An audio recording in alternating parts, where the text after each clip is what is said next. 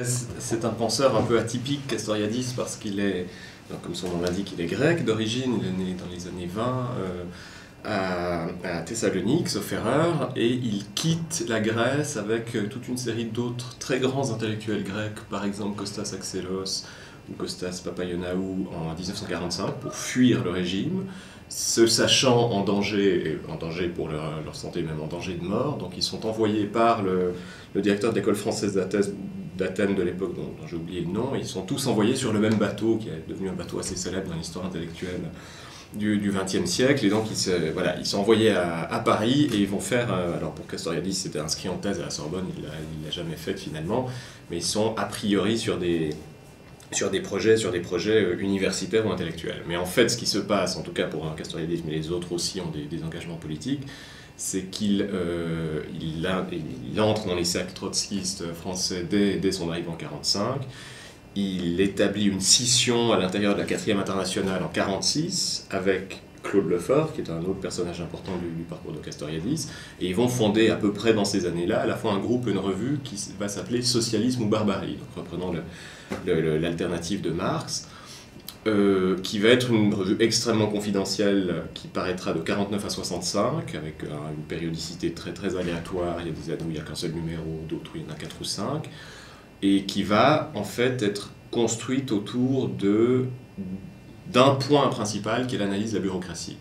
La bureaucratie, pour Castoriadis, Lefort et toutes les personnes de la revue, c'est la division stable, permanente, rigide entre dirigeants et exécutants, comme ils le disent.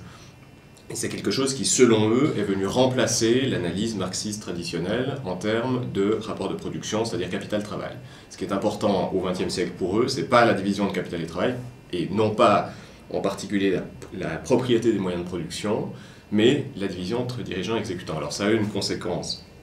extrêmement importante,